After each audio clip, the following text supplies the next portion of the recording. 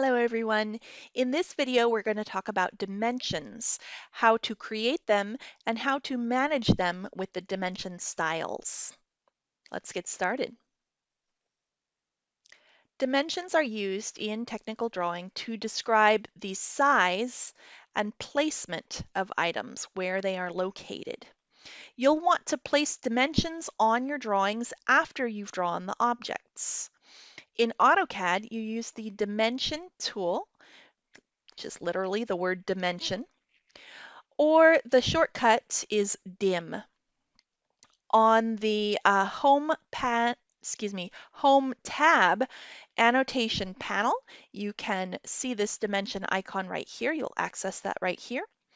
Or you can also access it using the Annotate tab Dimensions panel. You can see that right here. When you use the dim command or click on that dimension icon that I just pointed out in the last slide, you will enter the main dimension command.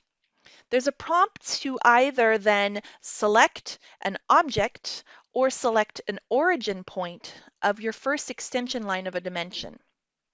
If you do that and continue to use that command, you're going to get the same result as the aligned dimension command, which I'm going to cover in a couple more slides here. Or you have some other options. You can choose to create an angular dimension, a baseline. You can continue. You can use an ordinate. You'll use an align, distribute, layer, or undo. All right, I rarely use any of these options except for the continue, and I'll talk about that in a minute. There are other types of dimension tools that you don't access through the main dimension command, but they're on the same tab, they're on the same panel. All right, so here in the Home tab annotation panel, is this pull down right here to find the other dimension tools, or the Annotate tab dimension panel has the same tool right here. If you click this pull down, you'll get this piece right here and be able to choose from a number of different dimension tools. I'm going to go over some of the most common of these, not all of them. The number one most common and the one that you will use the most is dim linear or dimlin. All right, linear dimensions are specifically either horizontal or vertical. They are constrained, so they only go those two directions. And when you create the dimension, then you'll move the cursor and it will determine whether you create a horizontal or a vertical one. So for example, here is a object and you click, your two extension points are here and here. And then it depends on which way you move the cursor. If you move it up in this arrow direction, you'll get a dimension that looks like this.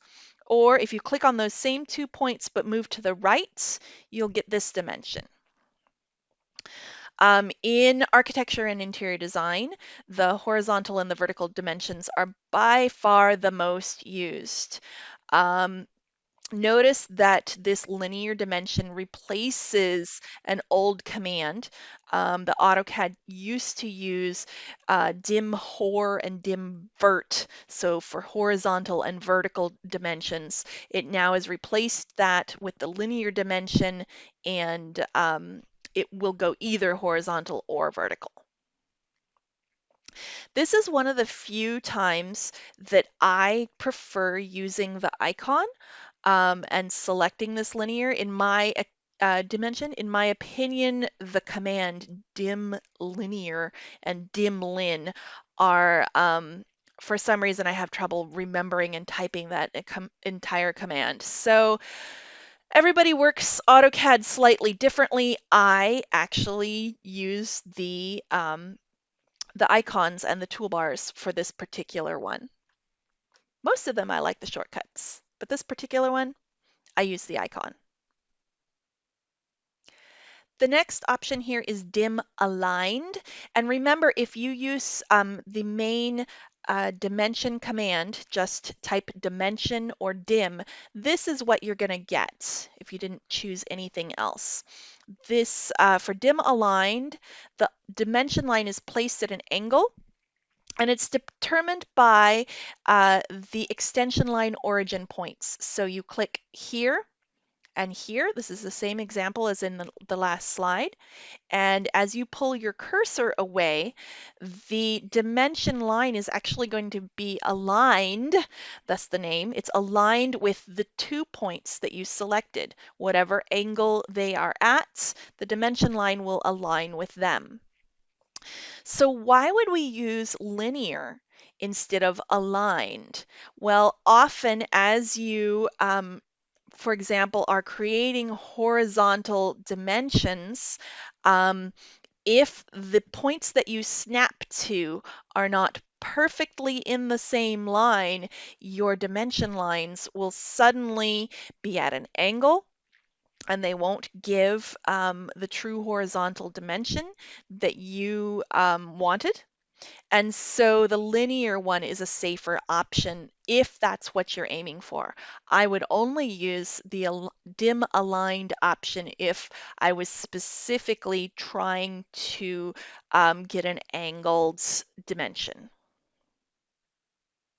Here's an option that your textbook doesn't cover, but in my practice I use so very often that I wanted to show you, and it's called a continued dimension. So the command is dim continue, or dim cont is the shortcut. It's not very short. And it's located here in the, let's see, what is that? The annotate panel dimensions, sorry, annotate tab dimensions panel. It says continue right here, and there is a pull down. You can do continue or baseline. In my architecture practice, continue is the one that I use fairly often. And continued dimensions are multiple dimensions placed end to end. They're also called chained dimensions. And here is an example of a continued dimension. You can see that it is a string of dimensions. They're all aligned together and end to end. The dim continue command will start a new dimension that continues the last dimension that you created. This often isn't what I want. And so if you want to continue some other existing dimension that you've already created, but it wasn't the last one, don't use the dim continue command. Instead, enter the dim command. Remember, that's our main dimensions command. And then use the continue option. So dim continue instead of dim continue. Next, let's talk about dimension styles. A dimension style is a named collection of dimension settings that control the appearance of your dimensions.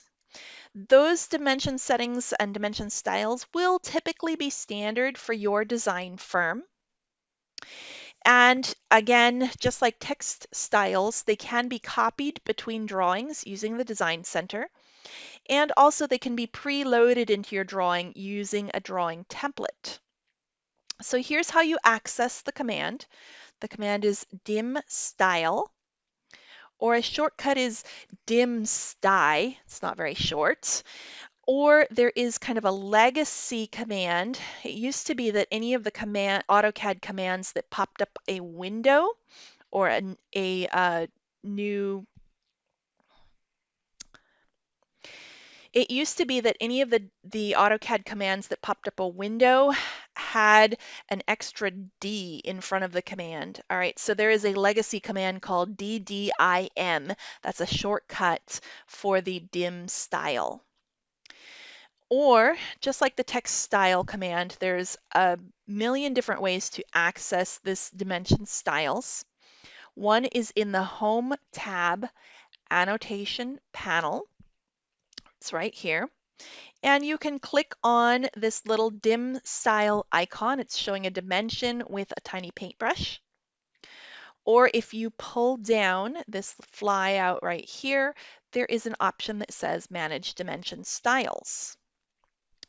In the Annotate tab, Dimensions panel, you can, it's right here, either click this tiny little arrow right here, if you remember that that's what that arrow does, or this piece right here is showing the current dimension style, and you can click on the arrow here to show the flyout panel. That's right here, standard.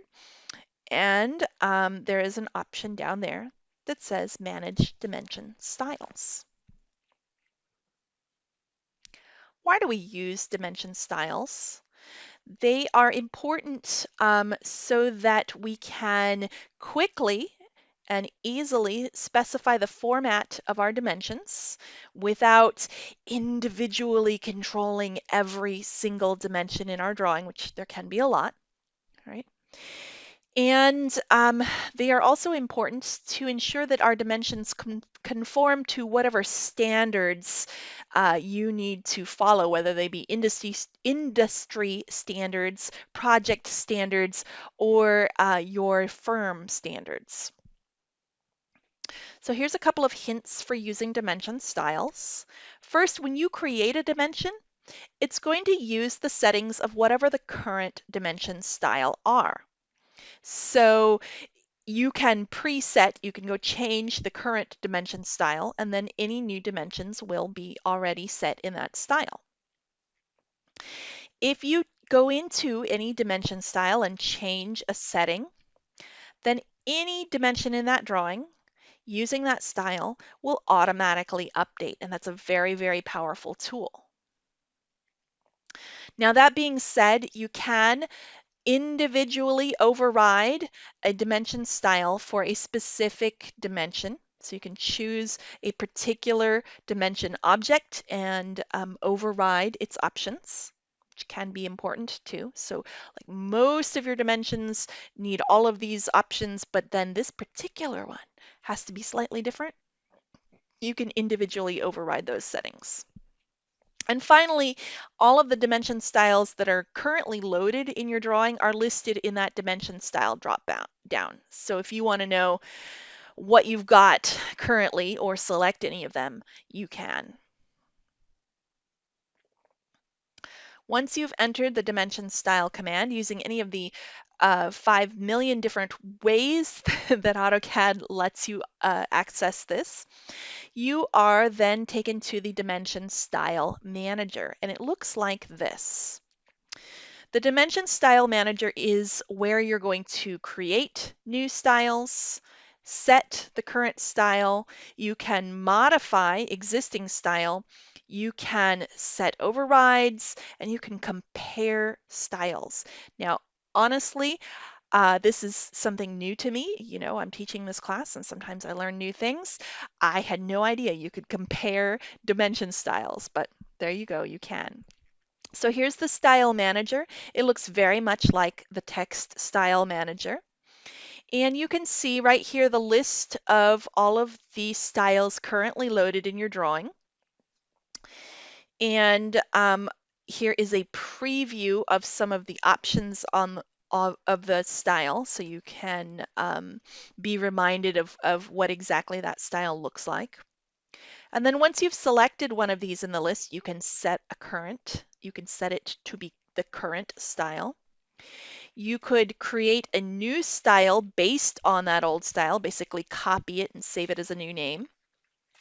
You can modify that existing style and change something with it. And then these two options, which I've never used, which are override and compare. So here we are in AutoCAD. I want to demonstrate some of these dimensions and dimension style options for you. First of all, let's access the dimension command. Here we are in the Home tab, Annotation panel, and you can choose either the dimension command right here, or you can choose the different types of dimensions using this pull down right here, the linear, aligned, angular, or radial dimensions. I'm going to choose the linear dimension because that is the most common option that architects or interior designers will use. So I'll click on that one. And we can see down here in my command bar that it says dim linear. Specify first extension line origin or select object. So select object is in these brackets here. That's going to be our default option. And in order to do that, first I am going to choose this point right here. And my prompt changes to specify second extension line origin. I will click that point right there.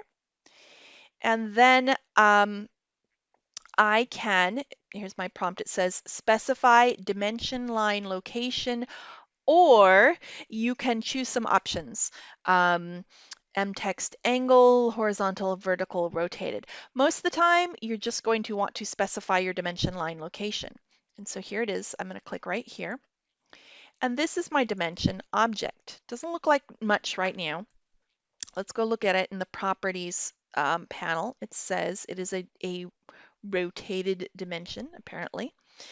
And it's got the general properties, and it's also got a dim style property. Currently, it's at the standard dim style. And then down here in the lines and arrows section, this is how you override any of the specific options that you've got selected in your dim style. So in general, you want to leave these alone unless you specifically, and for this object only, want to change some options. Now, I don't like the way my dimension is looking, so I'm going to go change my style. I can go to the Home tab, Annotation panel. I can pull down this section and take a look right here. This is the dimension style command. It's got a picture of a little dimension with a little paintbrush. So I'm going to click on there. And we see the dimension style manager. And I'd like a new style based on what's currently selected. It says current dimension style is a standard. So I'm going to select a new one. It's going to be a copy of or start with the standard style. So if I wanted to choose something else, I could right here. But I would like to start with or copy the all of the options that are currently set in the standard style. So let's create a new style name. What should we call it? This is going to be our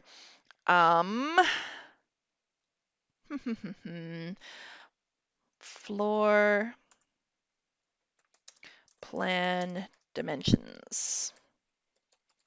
You can call it whatever you want. Anyway, and I will continue. So now we've got a new pop-up window. It says new dimension style floor plan dimensions. That's the name we just gave it. All right, and I can set so many different options here. First, let's click on the left-hand line, left-hand tab that says lines. And we can choose color and line type options right here.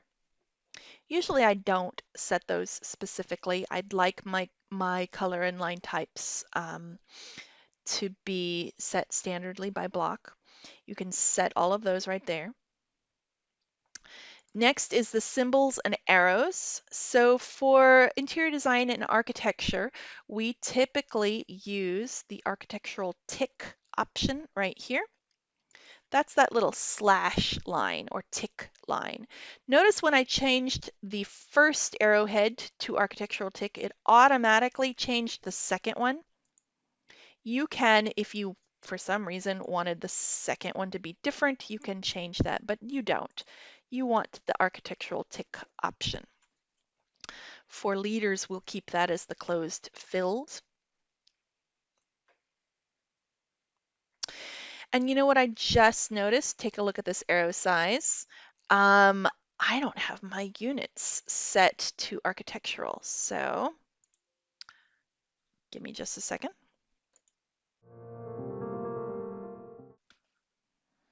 All right, everyone, I'm back. Sorry for that. But take a look now that I've changed my drawing units to architectural.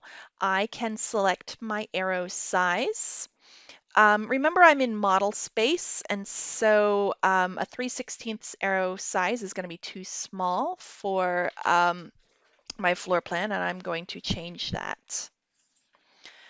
I don't typically mess with any of the rest of these options. Take a look at them on your own. The next tab that we see is text. You can set your text style right here, and you can set your text height. I'm going to change that also to be 4 inches. You can change your text placement.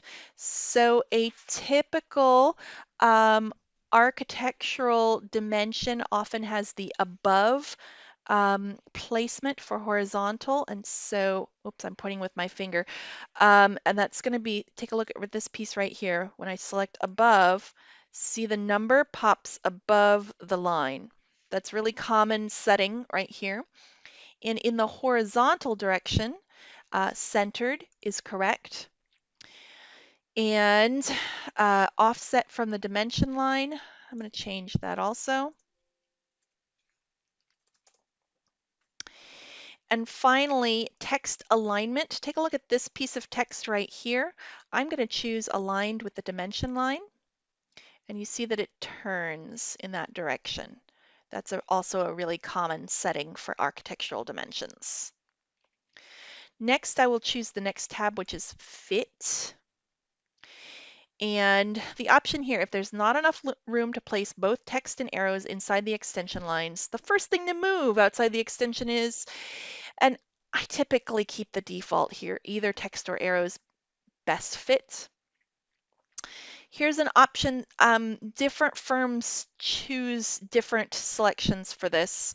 And so when the text is not in the default position, you can place it beside the dimension line, which is shown right here, or over the dimension line with a leader. Take a look, that changes to right here. Or over the dimension line without a leader, looks like this. I personally like over the dimension line with a leader. That's just me. Next, let's switch to primary units.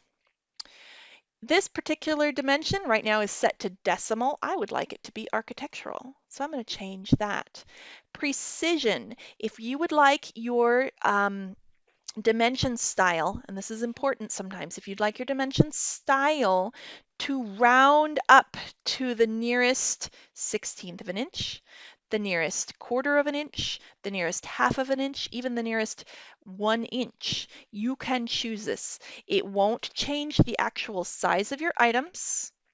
It will merely make your dimension round up to the next one. So I often leave this at the 1/16th because I am being very, very precise when I draw in AutoCAD, and that is acceptable. Although sometimes the 1/2 inch is more appropriate for my drawing. So I'll leave it at the 16th. Your fraction format is up to you as your firm. Currently, take a look, it's shown as horizontal. That means one atop another. And you can choose to diagonal. So you've got a number and then a diagonal slash and the other number. And the other option here is not stacked. This is my preference. It means the number is drawn out as a line. And that's my personal preference. Um, what else do we have here? Oh, here we go. Zero suppression.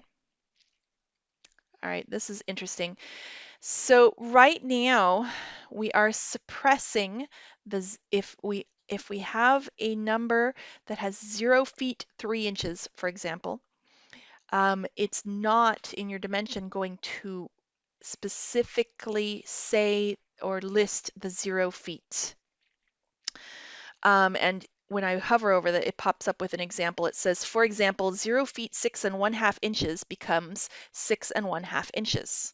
All right. I typically keep the 0 feet option selected, but the 0 inches option, which suppresses the inches portion of a feet and inches dimension. For example, 1 foot 0 inches becomes 1 feet. I don't like this option. I prefer this one deselected, so I'm going to click that one off. So many options with dimensions. Angular dimension options are right here. I very rarely use angular dimensions in my architectural practice, so I'm going to leave those. Let's move on to alternate units. Alternate units is not something I have ever used in my practice, so I'm going to leave that one. And finally, tolerances.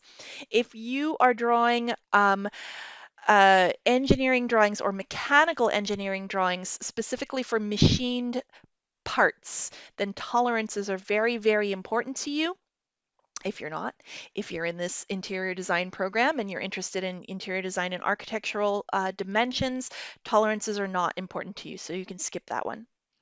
So in total, the tabs that you're interested in as an interior designer or an architect are generally the symbols and arrows, the text, the fit, and the primary units. I am finally very happy with my floor plan dimensions, and so I'm going to click OK. All right. My current dimension style is floor plan dimensions. I'm very happy with that, so I'm going to close the dimension style manager.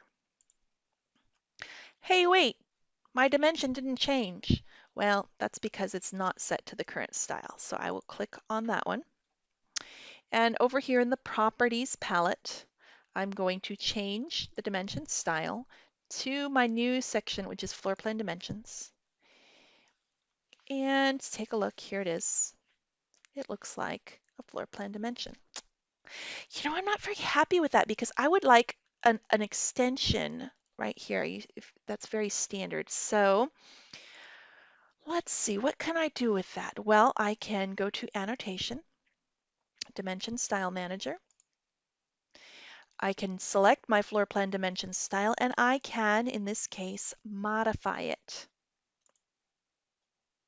This pulls up the same window before, and let's change the, let's see, is it in this one? Dimension break.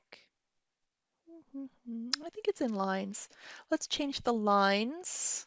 Oh, here it is. Extend beyond ticks. I want that to extend that. There we go. Watch what happens when I change this dimension style and then close. Automatically, any dimension that is of that style will be changed and updated with the new information. So you can see my beautiful dimension right here has been changed and updated. Dimensions and dimension styles are a little bit tricky, but very powerful tools for annotating your drawings. Always remember that the point of technical drawing is to clearly convey information about your design. And so dimensions are the way that we tell other people, tell those people who are reading our drawings about the size of objects and also their location. Where are they located in space? Dimension tools, use them. Thanks everyone.